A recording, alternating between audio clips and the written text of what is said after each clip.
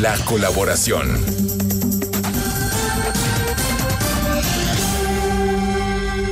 Y como cada jueves, Carlos Castellanos ya con nosotros. Qué gusto que estés aquí, bienvenido y buenas tardes. Mío siempre, por supuesto, de poder platicar contigo y con todos nuestros amigos de la audiencia sobre el acontecer tanto nacional como internacional.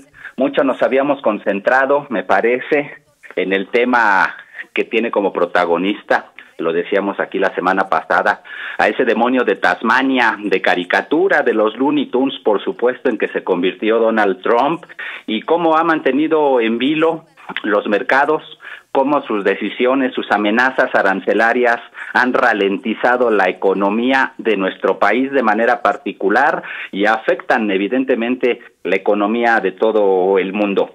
Sin embargo, en la última semana han ocurrido hechos de manera particular en nuestro país, específicamente en Jalisco, en Teuchitlán, hechos que no han dejado indiferente a la opinión pública y que, como acusa el gobierno, por supuesto, tiene una reacción tal vez excesiva, eso lo califica cada quien, en algunos medios de comunicación. Sin embargo, me parece que equivocaron en algún momento algunos de los actores de la Cuarta Transformación al hablar precisamente de un hecho que desde el sexenio pasado ya se perfilaba como una crisis que si no le estalló en las manos al anterior presidente Andrés Manuel López Obrador, pues no iba a faltar mucho para que ocurriera, y ha pasado ahora en el sexenio de la presidenta Claudia Sheinbaum. Una crisis de desapariciones, mi estimado Jonathan, que recuerdo yo en algún momento entrevistando a Rafael Barajas en el sexenio pasado,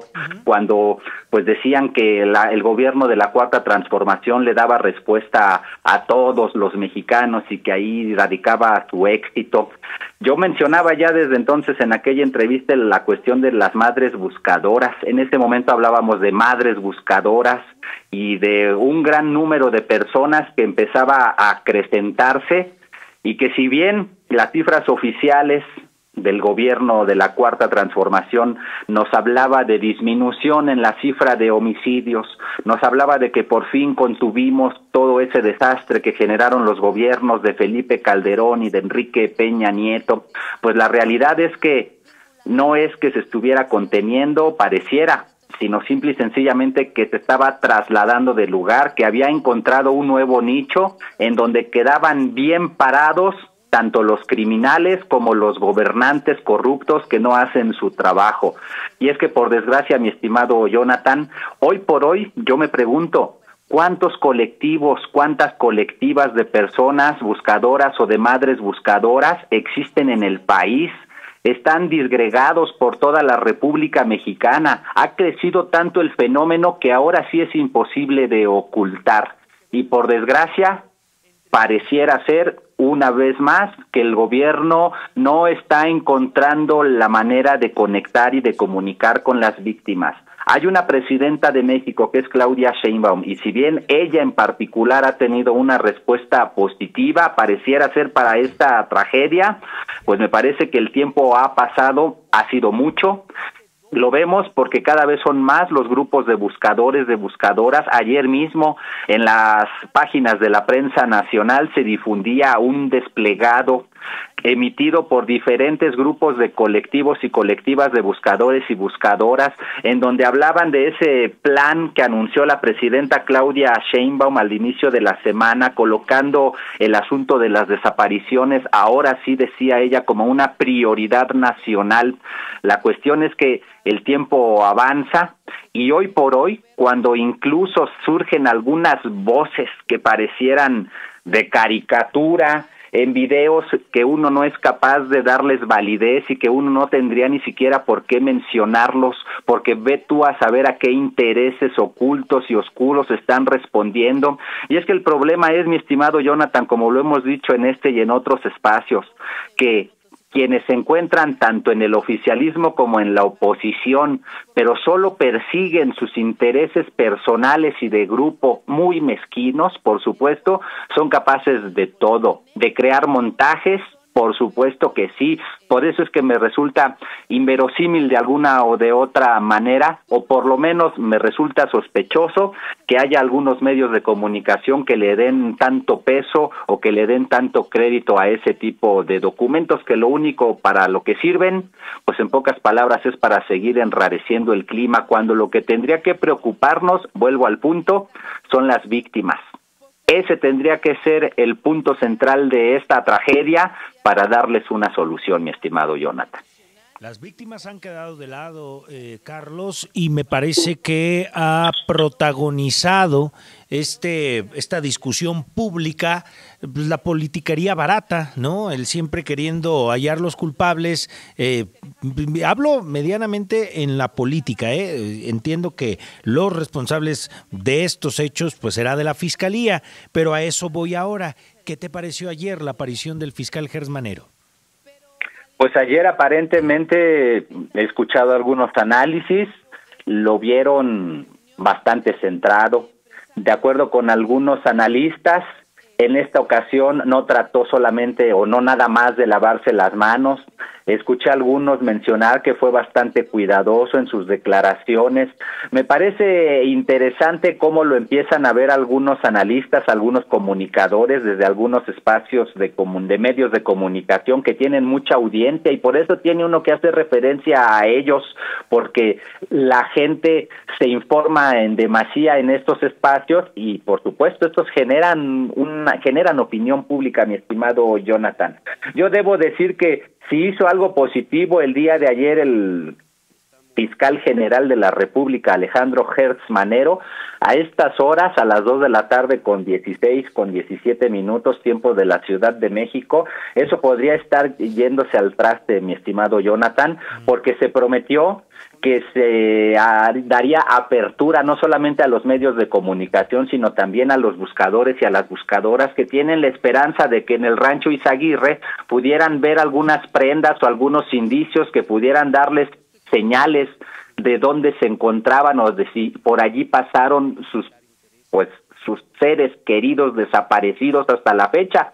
Y lo entiendo que lo que está ocurriendo en estos momentos, mi estimado Jonathan, así está siendo calificado por lo menos por los colectivos y por los buscadores, pareciera ser un teatro. Están pasando a la gente en grupos de 20 porque obviamente la convocatoria desbordó al oficialismo. Hay muchos buscadores y muchos medios de comunicación, pero pareciera ser que están a punto de entrar no a un lugar en donde podría la gente encontrar paz o en donde podría encontrar alternativas u opciones para sanar su dolor, mi estimado Jonathan, sino pareciera ser un espectáculo.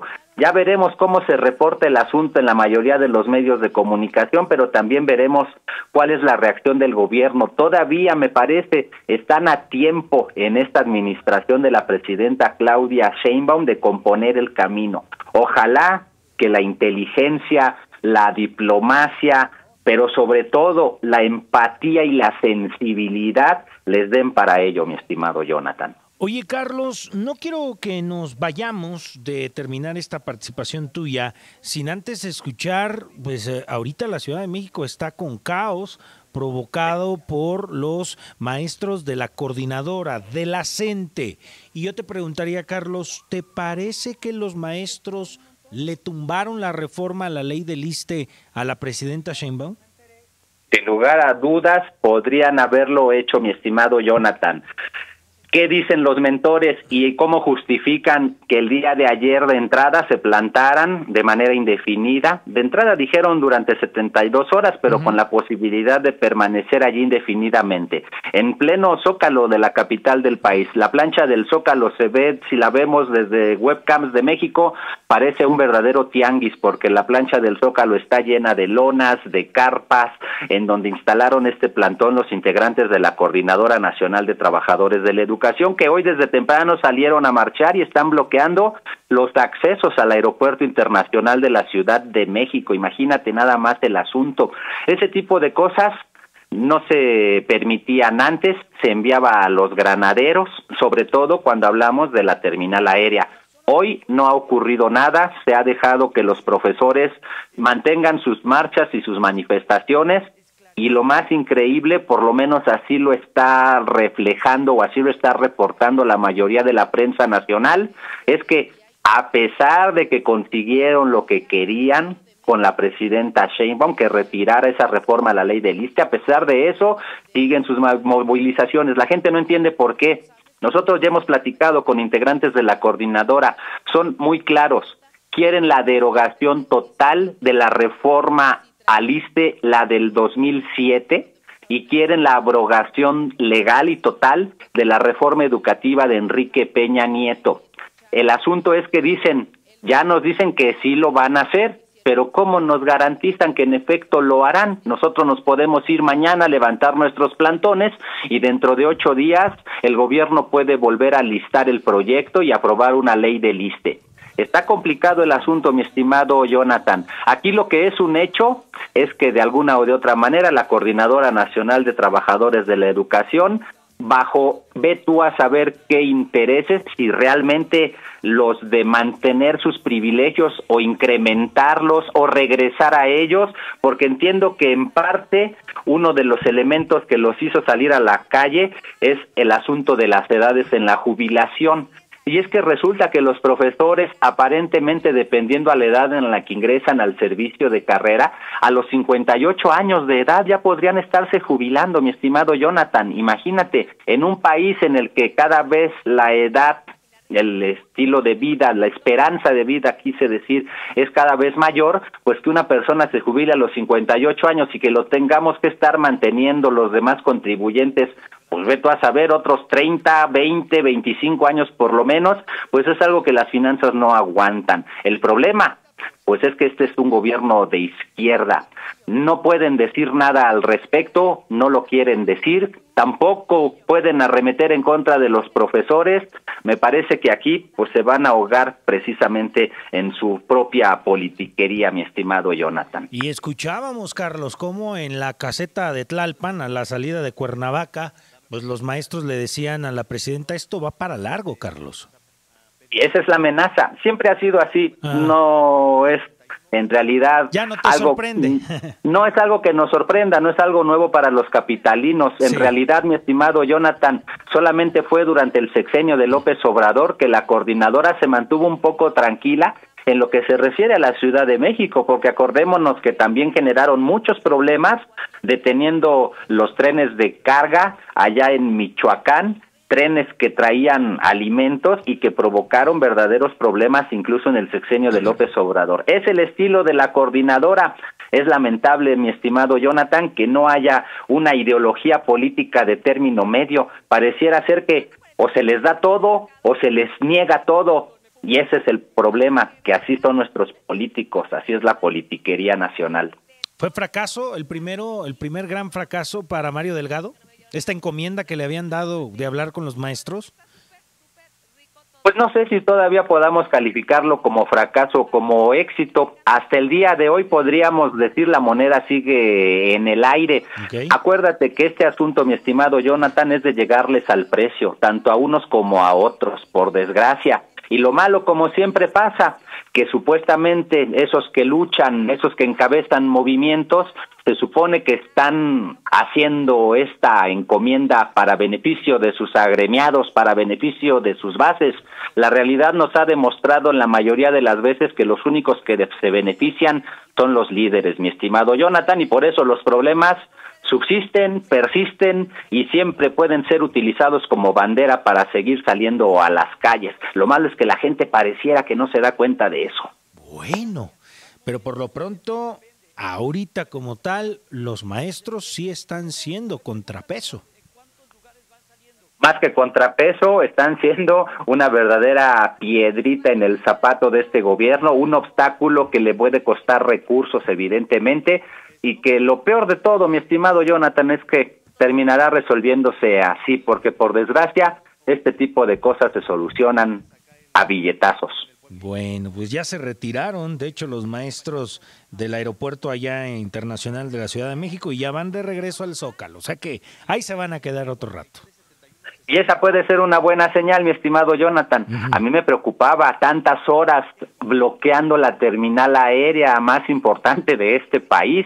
y por eso mencionaba yo que en otros tiempos no lo permitían, porque eso significa dinero. Hoy que ya me lo informas tú, se están retirando, pues eso lo que nos indica es que evidentemente las conversaciones y el diálogo siguen, y ya les dijeron, a ver señores, retírense porque si no, olvídense de posibilidad de éxito en su intento de negociación. Y los profesores, sus dirigentes, no son tontos, saben que efectivamente tampoco le pueden estar pues jugando con Sansón se pueden poner a jugar con Sansón a las patadas, mi estimado Jonathan. Se van al Zócalo, ahí permanecerán un rato. Insisto, al rato veremos, el asunto es cuestión de pesos y centavos, me parece. Bueno, pues ahí está. Querido Carlos, gracias siempre por estar con nosotros cada jueves. Nos escuchamos la próxima. Como siempre, mucho gusto, mi estimado Jonathan, y hasta la próxima. Que estés muy bien. Carlos Castellanos con nosotros desde la capital del país, de primera fuente, con nosotros en esta tarde en la que dio el manotazo la CENTE allá en la capital del país. Por lo pronto se termina el bloqueo que hicieron en el Aeropuerto Internacional de la Ciudad de México tras 6 horas. Si a usted le tocaba vuelo el día de hoy o se tiene que desplazar a la Ciudad de México, bueno, por lo pronto ya la CENTE se calmó. 2:25 p.m, por ahorita, ¿verdad? Nada más por ahorita la CENTE se está calmando. 2:25 p.m. Tengo más temas. Volvemos con el caso de la calle Parodi. Usted lo sabe, este adoquín que reveló ahí una situación en las entrañas del primer cuadrante del centro histórico, ahí a un costado de la Alameda. Con eso vuelvo. Poniendo a San Luis en la misma sintonía. En un instante regresamos.